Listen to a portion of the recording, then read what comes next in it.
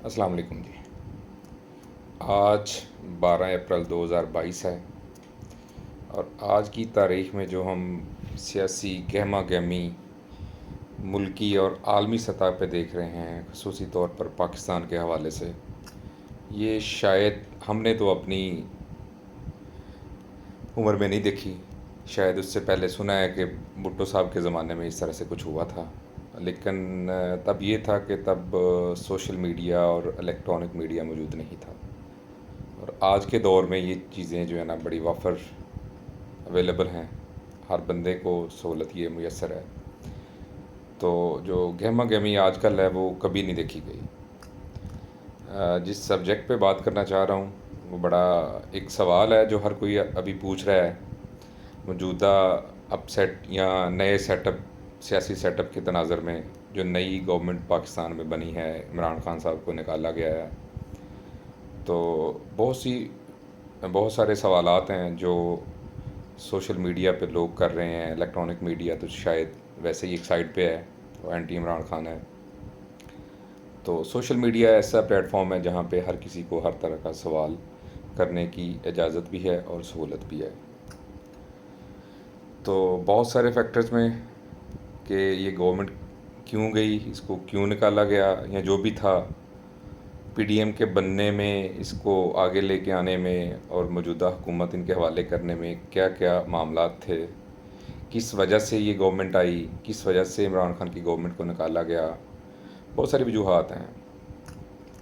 لیکن ایک چیز جو بڑا سوال کیا جاتا ہے کہ اس کے پیچھے کون تھا اور کیوں تھا۔ مطلب پاکستان کے حالات اس طرح کے تو نہیں تھے کہ ان پی ڈی ایم یا اتنی 5 7 10 جماعتوں کو جوڑ کے نئی حکومت ان کے حوالے کی جاتی، اور اس میں کوئی اس طرح کا ان کا کوئی نہیں تھا، کہہ لیں کہ کرپشن کے خلاف یہ لوگ آئے ہیں، یا اس طرح سے ملکی حالات جو ہیں نا، معاشی حالات اتنے خراب ہو گئے ہیں، یا آپ کے لا اینڈ آرڈر کی سچویشن اس طرح کی ہو گئی ہے کہ اس حکومت سے کچھ ہو نہیں رہا، اس سے کچھ بن نہیں پا رہا، تو ملک کے جو بڑوں نے سوچا کہ ان کو فارغ کر کے جو ہے نا نئی حکومت لے کے جائے جو کہ یہ سارے کام ٹھیک کر لے۔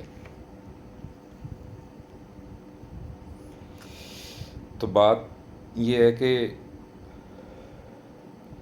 اس ملک کے جو بڑے ہیں، آپ سمجھتے ہیں جو بڑے ہیں، وہ بیسیکلی ویسٹ کو، اس میں یورپ اور امریکہ سارے شامل ہیں، ان کو نہ نہیں کر سکتے۔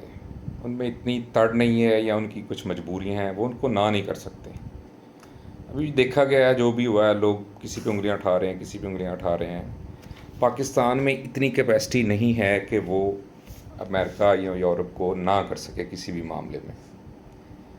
اچھا جی، پاکستان سے مراد یہاں پہ میں ایک خاص جو کلاس ہے یا طبقہ ہے جس کو ہم اشرافیہ بولتے ہیں وہ لے رہا ہوں۔ اس میں آپ کی بیوروکریسی ہے، اس میں آپ کے سیاستدان ہیں، اس میں آپ کی اسٹیبلشمنٹ کے لوگ ہیں۔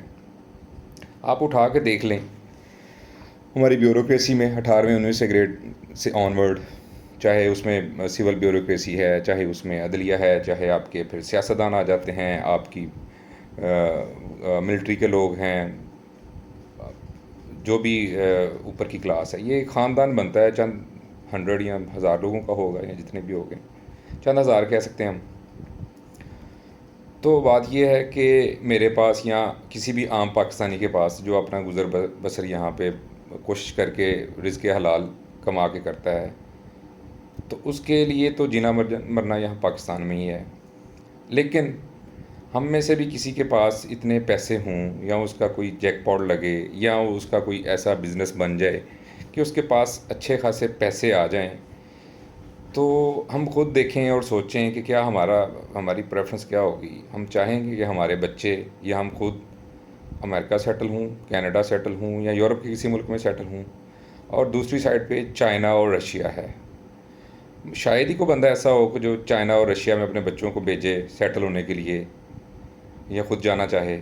لیکن دوسری سائڈ پہ امریکہ اور یورپ ہے جہاں پہ ہر کسی کی خواہش ہوگی، تو ہمارا تو ہاتھ نہیں پڑتا، ظاہر ہے۔ جن کا ہاتھ پڑتا ہے ان کو لامحالہ طور پہ ان کے بچوں نے وہیں پہ جانا ہے تعلیم حاصل کرنے کے لیے، اور پھر سیٹل ہونے کے لیے، اور کل کلاں انہوں نے ریٹائرڈ ہو کے بھی وہیں پہ سیٹل ہونا ہے۔ آپ اٹھا کے دیکھ لیں کتنے آپ کے بڑے بڑے جو بیوروکریٹس ہیں، یا آپ کے جرنیل ہیں، یا آپ کے سیاستدان ہیں، وہ یہاں پہ سیٹل ہیں۔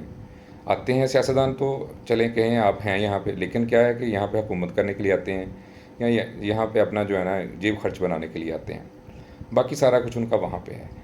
تو وہ کس طرح سے ممکن ہے کہ وہ امریکہ کو ناراض کر دیں، جو یورپ کو ناراض کرتے ہیں؟ وہاں پہ ان کی فیملیز ہیں، وہاں پہ ان کے اثاثے پڑے ہیں، وہاں کے بینکس میں ان کی دولت پڑی ہے، وہاں پہ ان کی پراپرٹیز ہیں.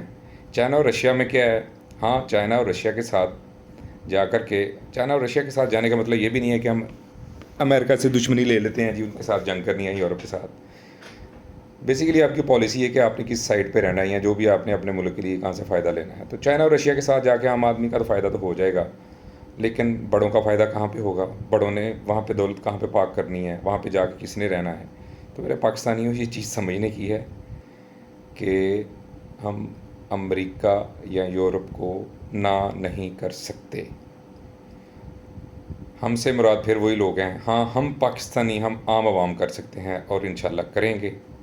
اور اس کا پھر مطلب یہی ہے کہ ہم نے کسی سے دشمنی نہیں کرنی، لیکن ہم نے اپنے ملکی مفاد کو دیکھنا ہے. تو ملکی مفاد میں یہی ہے کہ ہمیں جہاں سے فائدہ نظر آئے ہم اس چیز کو اپنے لیے اپنائیں. شکریہ.